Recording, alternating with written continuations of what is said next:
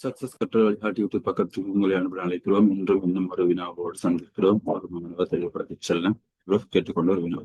கீழுள்ள வினாக்களில் விளையாட்டுப் போட்டி ஒன்றில் கலந்து கொண்ட ABCDEF என்ற 6 பேர் பற்றியதாகும். இதில் ஏனுடைய தந்தை, தாய், மாமா ஆகியோர் அந்த 6 பேரில் இருக்கிறார்கள். இன்னும் 2 பேர் வரையாகிறாங்க. ஏயின் தாயார் சொல்றாங்க. ஏயின் தாயார் பி. அப்ப ஏயுடைய தாயார் யாரு? பி ஆம். அதனால ஒரு விஷயம் தெளிவாகுது. ஏயுடைய தாயார் பி என்று சொல்றாங்க. ஆகவே அதை ஞாபகத்தில் வச்சுக்கொள்ளுங்க. ஏயின் தாயார் பி என்று சொல்லிட்டு. ஏயின் தாயார் யாரு? பி. பி எப்படியாம் தனது கணவரிலும் பார்க்க, இப்ப தனது கணவரிலும் பார்க்க கூடுதலான புள்ளிகளை பெற்றிருக்கிறார். அப்ப யாரு? ஏயின் தாயார் பி. பி தனது கணவரிலும் பார்க்க.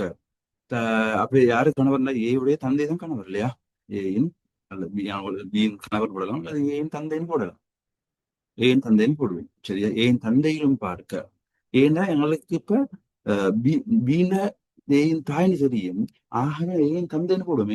ஏ வீட்டை நாங்க கேள்வி கொண்டு போறாங்க. ஏனுடைய தந்தை, தாய், மாமன் உறவுகள். ஆகவே ஏன் தந்தைன்னு போடுறேன். பீன் மனைவி போடாம. சரி, பீன் கணவர்னு போடாம. ஓகே. ஏயின் தந்தை விட பி கூடுதலாக புள்ளிகளை பெற்றிருக்கிறார். சரி. ஏன் தாயார் பி தனது கணவரிடம் பார்க்க கூடுதலான புள்ளிகளை பெற்றார். சரி. அடுத்து சொல்றாங்க, டி என்பவர் ஈரம் பார்க்க கூடிய புள்ளிகளை பெற்றார். இப்ப நாங்க இலகுவாக செய்யறேன்னு சொன்னா அது வேற குறிச்சிட்டு கொண்டு வருவோம் ஏலும். இல்லைன்னு சொன்னா நாங்க எதை குறிச்சிருக்கிறோம் அதோட சம்பந்தப்பட்டதை வாசிச்சு செய்வோம் மேலும். சரி, நாங்க அப்படி பார்ப்போம்.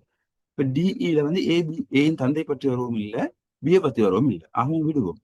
ஆனால் எஃபிலும் பார்க்க குறைந்த புள்ளிகளை பெற்றார். ஈயின் மருமகள் எல்லோரிலும் மிக குறைந்த புள்ளிகளை பெற்றார். ஏயின் தந்தை எப்படியாம் சொல்றாங்க. ஏயின் தந்தை எஃபிலும் கூடிய புள்ளிகளை பெற்றார். அப்ப ஏயின் தந்தை எப்படியாம்? எஃபிலும் கூடுதலான புள்ளிகளை பெற்றாராம். அப்ப நாங்க ஏயின் தந்தை கீழே எஃப் போடுவோம். எஃப் விட கூடுதலான புள்ளிகளை ஏயின் தந்தை பெற்றிருக்கிறார். சரி, இப்ப எஃப் பற்றி நான் வாசிட்டு தானே அதை பார்ப்போம். டி என்பவர் எப்படி சொல்றாங்க? அதை செயல் குறிச்சு பார்ப்போம். டி என்பவர் இலும் பார்க்க கூடுதலான புள்ளிகளை பெற்ற போதிலும் எஃப் விட குறைவான புள்ளிகளை பெற்றார். ஆக எஃப் நான் குறிச்சிருக்கிறோம். எஃப் கீழே டிய போடுங்கோ, டிக்கு கீழே ஈய போடுங்கோ. சரியா? அப்ப டி என்பவர் ஈயை விட கூடுதலான புள்ளிகளை பெற்றிருக்கிறார், எஃப் விட குறைந்த புள்ளிகளை பெற்றிருக்கிறார். சரிதானே? சொல்லப்பட்ட விஷயங்கள்லாம் சரி. ஈயின் மருமகள் எல்லோரிலும் விட குறைந்த புள்ளிகளை பெற்றிருக்கிறார். யாரு? ஈயின் மருமகள்.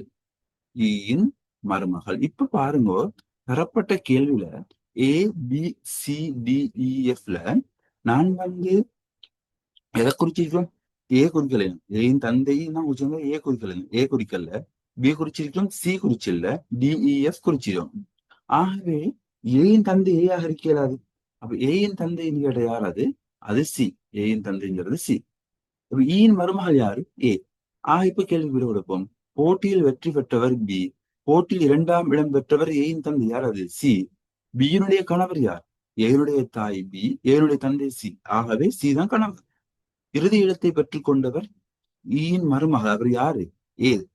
மருமகள் என்று சொன்னால் அவர்கள் இந்த பின்வருவர்கள் பெண் போட்டியாளர். உங்களுக்கு தெரியும், பி ஒரு பெண், அடுத்தது மருமகள்னு வர்றதுனால ஏ ஒரு பெண். சரியா? ஆகவே எங்களுக்கு ஷோர் பண்ண சொல்லுங்க. பியும் ஏயும். பி என்ற விடை இல்லை, ஆகவே ஏ விடையாக கொடுப்போம். ஆகவே இந்த வினாவினை நாங்கள் இவ்வாறு தான் அணுக வேண்டும்.